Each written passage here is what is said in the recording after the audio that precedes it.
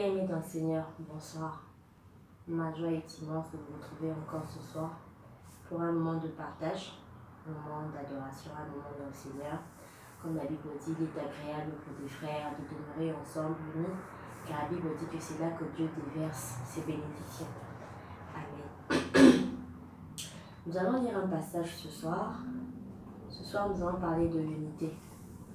Donc, notre passage se trouve dans le livre de Genèse, chapitre 11. Je vais commencer par le premier verset. Genèse, chapitre 11, je lis au nom du Seigneur. Toute la terre avait une seule langue et les mêmes mots. Comme ils étaient partis de l'Orient, ils trouvèrent une plaine au pays de Shinéar et ils y habitèrent. Ils se dirent l'un à l'autre, allons, faisons des briques et cuisons-les au feu. Et la brique leur servit de pierre. Le bitume leur servit de ciment. Amen.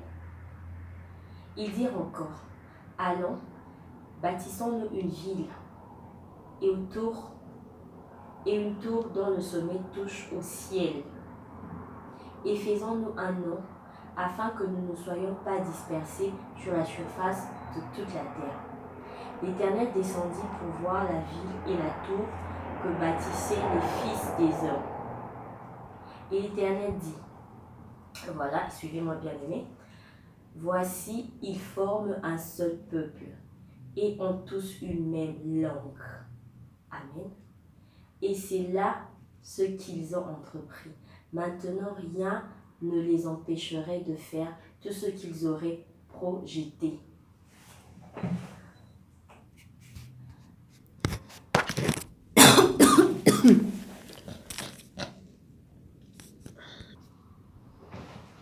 Bien-aimé, là c'est Dieu qui parle. Ok. Est-ce que j'étais... Ok. Allons, c'est Dieu qui parle. Allons, descendons et là confondons leur langage, afin qu'ils n'entendent plus la langue les uns des autres. Et l'Éternel les dispersa loin de là, sur la face de la terre, de toute la terre, et ils cessèrent de bâtir la ville. Amen. Bien-aimés, je vais nous exhorter ce soir sur l'unité. Ceux qui sont unis peuvent construire n'importe quoi. Dieu lui-même reconnaît la grandeur de l'unité dans ce passage.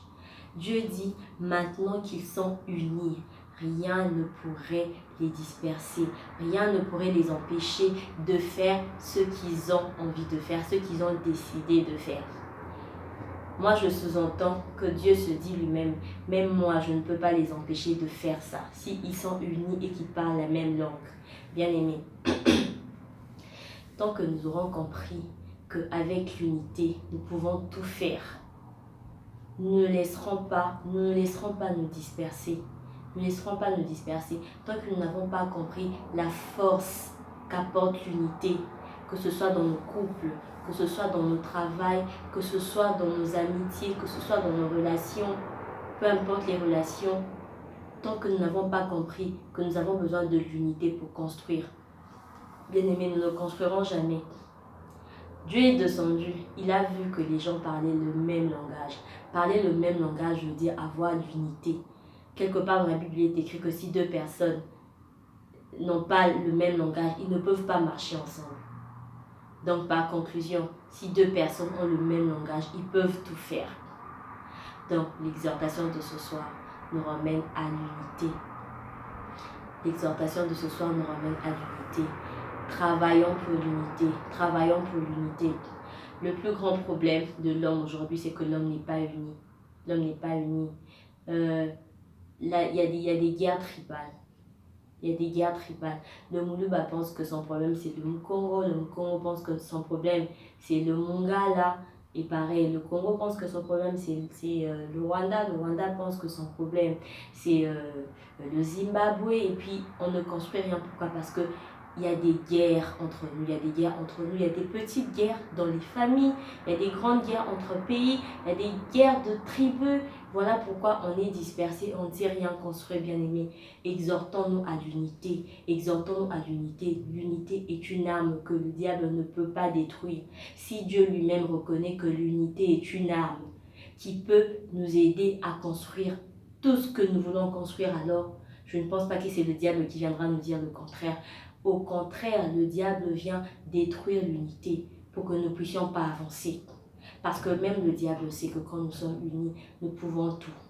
Nous sommes unis et puis nous avons Christ avec nous. Alors nous avons tout. Je nous exhorte à l'unité, frères et sœurs. Je nous exhorte vraiment à l'unité pour que nous puissions atteindre nos objectifs dans la vie, que nous puissions progresser, prospérer à tous égards, en unité et dans la communauté, je veux dire, parce qu'une communauté est toujours plus forte. La Bible dit que deux valent mieux qu'un. C'est toujours l'unité, parce que quand vous êtes déjà deux, vous êtes un groupe, vous êtes unis, c'est l'unité, on parle là de l'unité. Et même dans la science, l'homme est fait pour vivre en société. Et si dans l'unité, dans la société, nous ne sommes pas unis, nous n'allons rien construire. Donc je nous exhorte, frères, à l'unité. Je m'exhorte à l'unité. Je vous exhorte à l'unité. Et je vous souhaite de passer une très belle soirée chez vous. Que Dieu vous protège, que Dieu soit avec vous et que Dieu fasse croître en vous l'idée de l'unité, la soif de l'unité dans la prière.